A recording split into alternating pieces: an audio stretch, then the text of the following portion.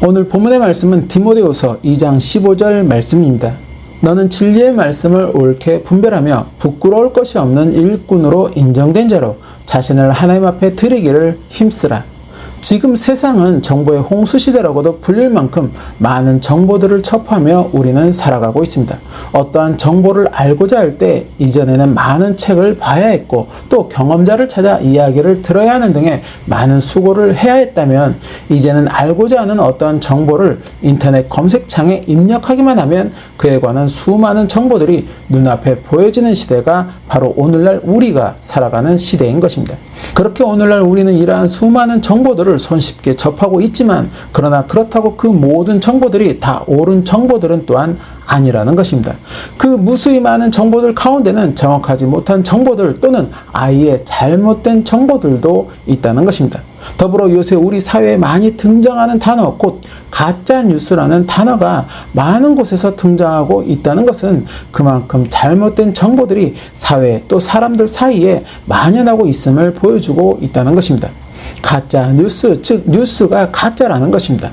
뉴스의 본 기능은 사람들에게 소식을 전한다는 것입니다. 아직 알려지지 않은 새로운 소식들 또는 사회적으로 시사성이 있다고 판단되는 내용들을 사람들에게 전달하는 것이 뉴스라는 것입니다. 이러한 뉴스는 어디까지나 사실을 기반으로 하고 있다는 것입니다.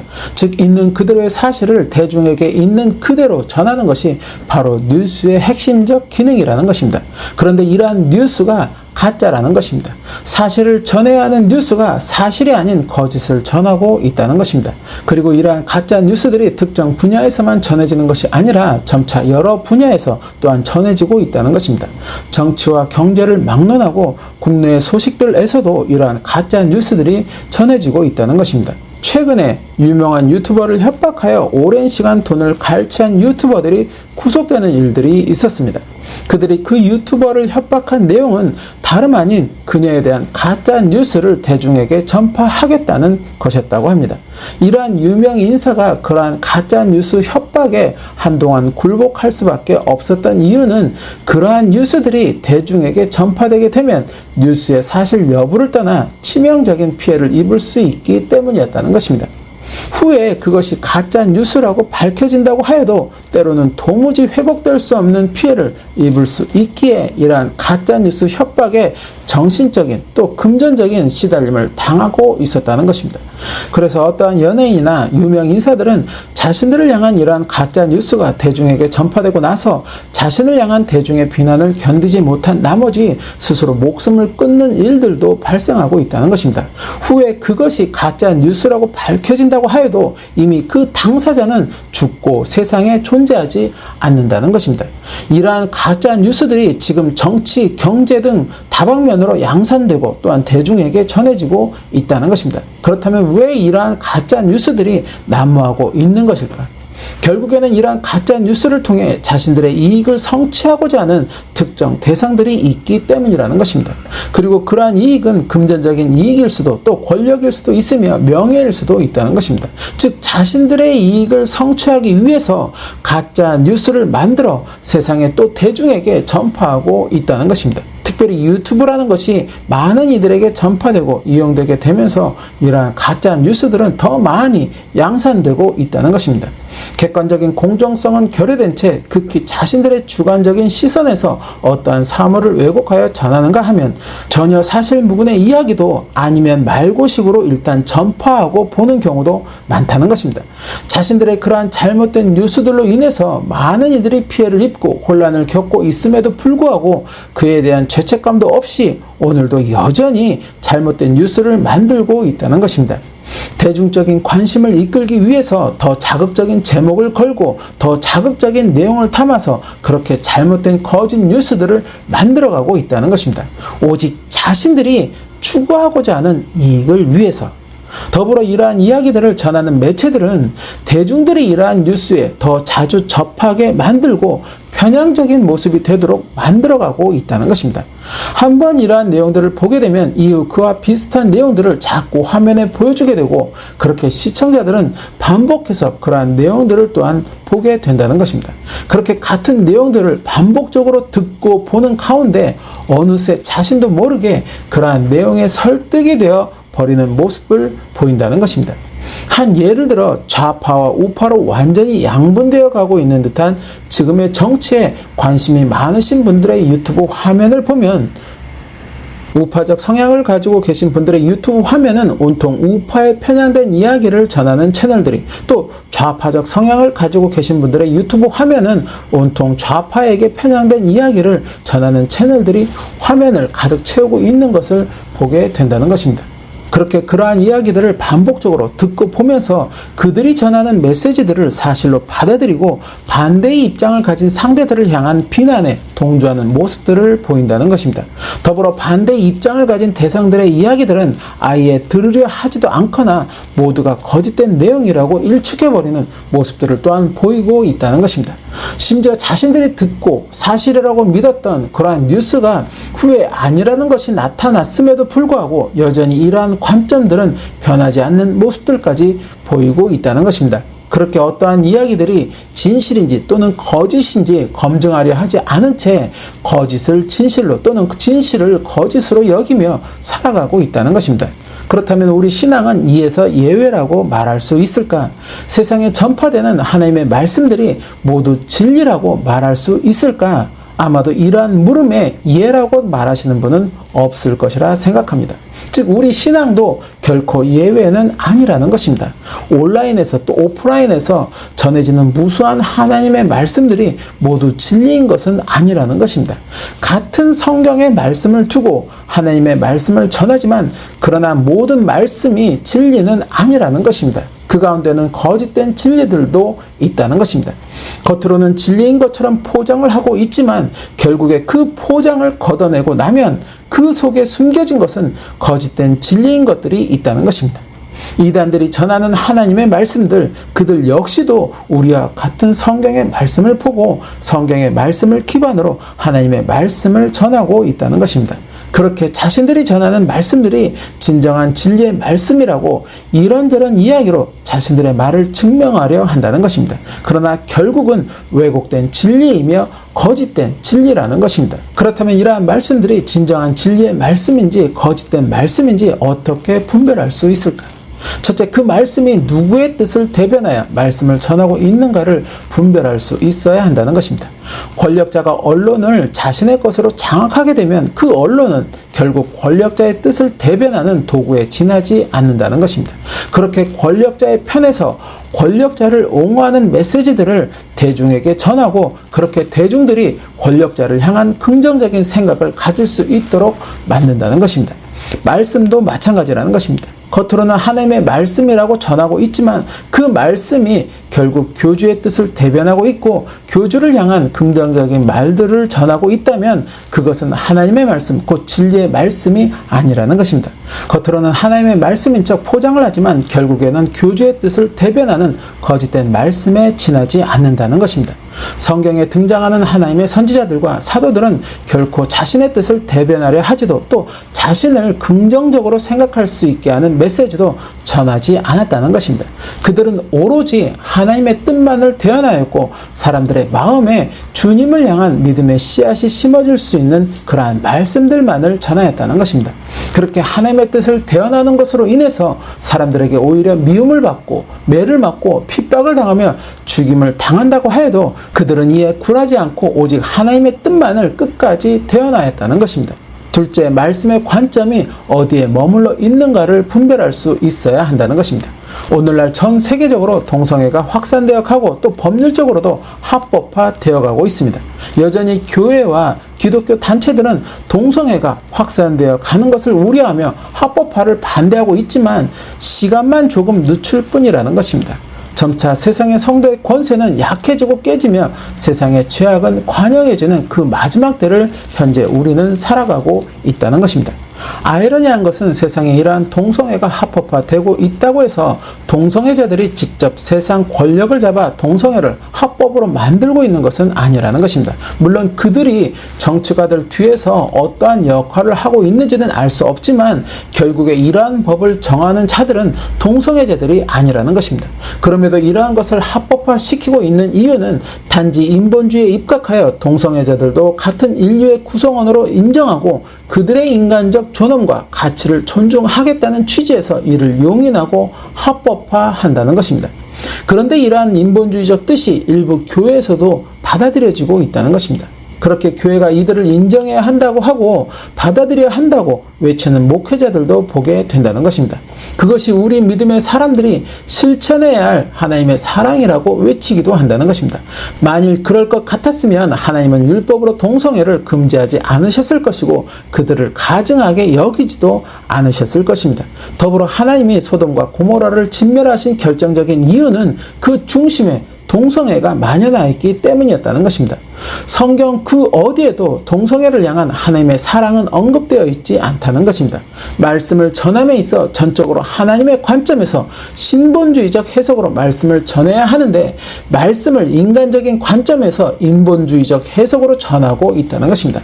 어떠한 사람이라도 그 사람의 인격은 존중되어야 하고 또 그의 가치를 인정해야 한다고 하는 말이 마치 당연한 말이고 진리의 말처럼 보이지만 그것은 어디까지나 인본주의적 관점에서나 가능한 이야기라는 것입니다. 하나님의 관점과는 다른 이야기일 수 있다는 것입니다. 동성애는 결국 남자와 여자를 창조하신 하나님의 질서를 무너뜨리는 일이 된다는 것입니다. 한 가지 덧붙여 다른 종교에도 구원이 있다고 하는 종교다원주의를 옹호하고 주장하는 것도 결코 성경적인 것은 아니라는 것입니다. 성경은 분명 예수님 이외에 다른 구원은 없다고 하셨다는 것입니다. 그런데 성경을 전하는 목회자가 예수님 외에도 다른 구원이 있다고 말한다면 그것은 예수님의 말씀을 무색하게 만드는 것이며 성경에 반하는 말씀이 된다는 것입니다. 그러한 관점으로 성경의 말씀을 전한다면 그것은 결코 하나님의 말씀도 아니며 진리도 아니라는 것입니다. 요한복음 14장 6절 말씀. 예수께서 이르시되 내가 곧 길이요 진리요 생명이니 나로 말미암지 않고는 아버지께로 올 자가 없느니라. 사도행전 4장 11절에서 12절 말씀. 이 예수는 너희 건축자들의 버린 돌로서 집 모퉁이의 머릿돌이 되었느니라. 다른 이로서는 구원을 받을 수 없나니 천하 사람 중에 구원을 받을 만한 다른 이름을 우리에게 주신 일이 없음이라 하였더라. 셋째, 말씀을 통해 누구의 의를 세우고자 하는가를 분별할 수 있어야 한다는 것입니다. 하나님의 말씀은 전적으로 하나님의 의를 세우기 위함이어야 한다는 것입니다. 이 땅에 하나님의 뜻이 세워지기를, 하나님의 나라가 임하기를, 하나님의 영광이 나타나기를 위하는 목적으로 말씀은 선포되어야 한다는 것입니다. 그런데 그것이 결국에 특정 누군가의 의를 세우고자 또 교회나 단체의 뜻을 세우고자 하는 목적으로 선포된다면 그것은 하나님의 말씀도 또 진리도 아니라는 것입니다. 우리가 착각하지 말아야 하는 것은 교회는 어디까지나 하나님께 예배를 드리기 위하여 또 하나님께 기도하기 위하여 존재하는 것이지 세상의 정치나 사업을 위하여 존재하는 것이 아니라는 것입니다. 누가복음 19장 45절에서 46절 말씀. 성전에 들어가사 장사하는 자들을 내쫓으시며 그들에게 이르시되 기록된 바 내 집은 기도하는 집이 되리라 하였거늘 너희는 강도의 소굴을 만들었도다 하시니라. 넷째, 말씀이 선포되어야 할 제단에 온전한 말씀이 선포되고 있는가를 분별할 수 있어야 한다는 것입니다. 최근에 독립기념관 관장으로 선임된 분의 과거 그가 전했던 역사의식 발언이 문제가 되어서 많은 뉴스에 기사화되는 모습을 보게 됩니다.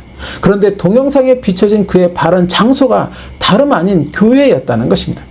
강연을 하는 그분의 뒤에 배경이 말씀이 선포되어야 하는 그런 제단의 모습이었고 그것이 그대로 방송으로 노출되었다는 것입니다.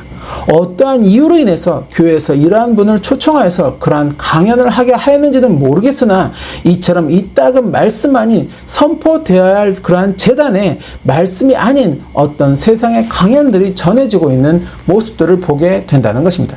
세상의 정치가 어떻고 역사가 어떻고 경제의 흐름이 어떻고 어떻게 해야 부자가 되고 하는 등의 하나님의 말씀이 아닌 다른 세상적 강연들이 선포되고 있다는 것입니다. 물론 그러한 행사를 교회에서 개최하는 의도는 성도를 위한 것이었다고 할 것입니다. 그러나 아무리 좋은 의도라 하여도 말씀이 선포되어야 할 제단에서 세상에 말이 전해지는 것은 분명 하나님의 뜻은 아니라는 것입니다. 구약에서의 성전은 거룩하게 지키고 유지되어야 하는 곳이었다는 것입니다. 그것이 신약으로 넘어왔다고 해서 성전의 거룩함과 경건함이 무너진 것은 결코 아니라는 것입니다. 그러한 곳에 하나님의 말씀이 아닌 세상의 말이 선포된다는 것은 심지어 다른 종교 지도자들이 하나님의 제단에 서서 그들의 말씀을 전한다는 것은 분명 말씀에서 크게 벗어난 것이며 그러한 제단에서 선포되는 말씀이 결국 온전한 진리일 수는 없다는 것입니다. 이따금 자신의 생각이나 뜻이 곧 성경적이라고 말씀하고 고집하시는 분들을 보게 됩니다. 물론 그러한 고집이 모두 잘못된 고집이라고 말하는 것은 아닙니다. 하지만 그러한 고집을 부리기 전에 먼저 하나님의 뜻이 우선해야 하는지 아니면 자신의 고집이 우선해야 하는지를 살펴야 한다는 것입니다. 즉 하나님의 뜻이 확실한 것이라면 다니엘과 세 친구들과 같이 왕 앞에서도 주를 향한 자신들의 고집을 지켜야 한다는 것입니다. 그러나 그것이 그저 자신의 마음에 어떠한 만족을 채우기 위한 고집이라면 그것은 그저 인간적인 고집에 불과하다는 것입니다. 진정으로 하나님의 뜻을 세우기 위해서 고집을 부리는 것인지 아니면 자신의 만족을 위해서 인간적인 고집을 부리는 것인지를 분별할 수 있어야 한다는 것입니다. 그렇지 않으면 자신은 인간적인 고집대로 하나님의 일을 하며 하나님의 뜻을 성취한다고 하지만 그것은 오히려 주님이 인정하지 않는 일이 될 수 있으며 그렇게 주님의 뜻과 반하는 것이 될 수도 있음을 알아야 한다는 것입니다. 마태복음 7장 21절에서 23절 말씀. 나더러 주여 주여 하는 자마다 다 천국에 들어갈 것이 아니요 다만 하늘에 계신 내 아버지의 뜻대로 행하는 자라야 들어가리라. 그날에 많은 사람이 나더러 이르되 주여 주여 우리가 주의 이름으로 선지자 노릇하며 주의 이름으로 귀신을 쫓아내며 주의 이름으로 많은 권능을 행하지 아니하였나이까 하리니 그때 내가 그들에게 밝히 말하되 내가 너희를 도무지 알지 못하니 불법을 행하는 자들아 내게서 떠나가라 하리라. 이러한 것들을 통해 스스로 말씀을 분별할 수 있는 능력을 키워나가야 한다는 것입니다. 누군가가 전하는 말에만 의지하려고 하는 것이 아니라 스스로 말씀을 읽고 듣고 묵상하며 그 말씀의 진정한 의미를 깨닫기를 힘써야 한다는 것입니다. 특별히 마지막 때를 살아가는 우리에게 이러한 말씀의 분별력이 절대적으로 필요한 것은 마지막 때가 이를수록 미혹은 더 많게 더 크게 우리를 위협한다는 것입니다. 겉으로는 진리의 말씀처럼 또 구원으로 이끄는 말씀처럼 포장하고 포장하여 전하지만 결국에는 성도들의 마음에 왜곡된 진리를 거짓된 진리를 심어주려 한다는 것입니다. 그렇게 말씀의 본질에서 멀어지게 만들고 결국 구원의 길에서도 멀어지게 만든다는 것입니다. 바로 그것을 예수님은 이미 경고하셨다는 것입니다. 마가복음 13장 5절에서 6절 말씀. 예수께서 이르시되 너희가 사람의 미혹을 받지 않도록 주의하라. 많은 사람이 내 이름으로 와서 이르되 내가 그라하여 많은 사람을 미혹하리라. 마태복음 24장 23절에서 25절 말씀. 그때 사람이 너희에게 말하되 보라 그리스도가 여기 있다 혹은 저기 있다 하여도 믿지 말라. 거짓 그리스도들과 거짓 선지자들이 일어나 큰 표적과 기사를 보여 할 수만 있으면 택하신 자들도 미혹하리라. 보라 내가 너희에게 미리 말하였노라. 다음 주 5대 분별력 마지막 말씀인 시대를 분별하라는 말씀에서도 전하겠지만 이제 우리에게 그날은 얼마 남지 않았다는 것입니다. 그때 주님 앞에 내가 기쁨으로 설 수 있기 위해서는 먼저 말씀을 올바르게 분별하여 진리의 말씀을 따르는 삶이 되어야 한다는 것입니다. 더불어 지금은 이단만이 왜곡된 말씀을 전하는 것이 아니라는 것입니다. 그러기에 더 말씀을 분별하는 분별력이 우리에게 필요하다는 것입니다. 나에게 말씀의 분별력이 없으면 눈에 보이는 어떠한 모습이나 말에 쉽게 미혹이 될 수 있다는 것입니다. 이제부터라도 더 말씀에 집중하고 묵상하며 주님의 뜻을 깨닫고자 노력하는 저와 여러분의 삶이 되시기를 소망합니다. 그렇게 말씀의 기초를 단단하게 세워서 그 어떤 미혹의 소리에도 흔들리지 않는 신앙의 발걸음이 되시기를 소망합니다. 그래서 그날에 결국 주님 앞에 기쁨으로 서는 그 축복을 누리시는 저와 여러분이 되시기를 예수님의 이름으로 축원합니다.